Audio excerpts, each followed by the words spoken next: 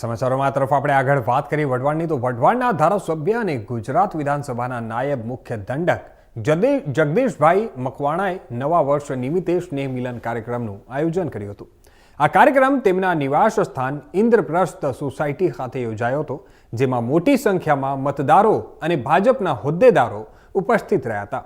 આ પ્રસંગે વઢવાણ તાલુકાના મતદારો, શહેરીજનો, સ્થાનિક નાગરિકો તેમજ ભાજપના અનેક હોદ્દેદારોએ હાજરી આપી હતી।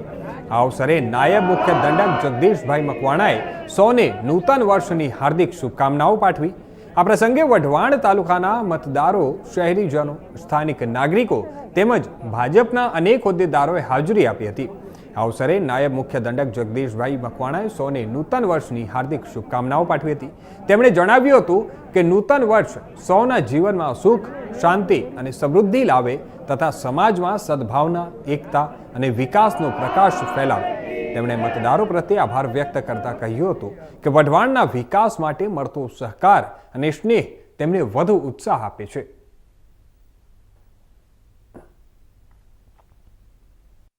સંમત 2082નું નવું વર્ષ આપ સૌના માટે સુખ, શાંતિ અને સમૃદ્ધિથી ભરપૂર રહે અને તમામનું આરોગ્ય તંદુરસ્ત રહે।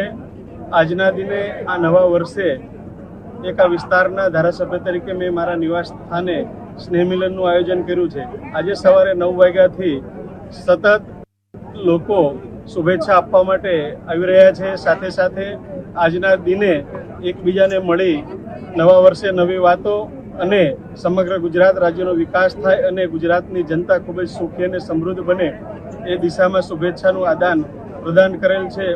અને દેશના યશસ્વી વડાપ્રધાન આદરણીય શ્રી નરેન્દ્રભાઈ મોદી સાહેબનું સ્વપ્ન છે કે આ દેશને આઝાદી મળ્યાને 2047માં 100 વર્ષ પૂર્ણ થાય છે, ત્યારે આ 2047માં ભારત દેશ એ સંપૂર્ણ વિકસિત રાષ્ટ્ર બને અને એના માટે આ દેશ એક આત્મનિર્ભર બને અને આત્મનિર્ભરના મંત્રને સાર્થક કરવા માટે મારા દેશના જે નાગરિક ભાઈઓ બહેનોએ કારખાનાની અંદર બનાવેલી વસ્તુઓ હોય કે ઘરે બહેનોએ બનાવેલા ગૃહ ઉદ્યોગના માધ્યમથી જે વસ્તુઓ આપણી સ્વદેશી છે, આ સ્વદેશી વસ્તુઓ વાપરવાનો જ આ દિને સૌ નાગરિકોને હું હૃદયપૂર્વક અપીલ કરું છું।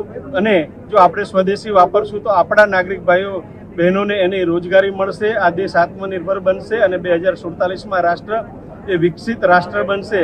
હર ઘર સ્વદેશી, ઘર ઘર સ્વદેશી આજ મીડિયાના માધ્યમથી તમામ નાગરિકોને અને સુરેન્દ્રનગરના નગરજનોને હું હૃદયપૂર્વકની શુભકામનાઓ પાઠવું છું। નવા વર્ષના સૌને રામ રામ, સાલ મુબારક, જય માતાજી, જય શ્રી કૃષ્ણ, જય સ્વામી।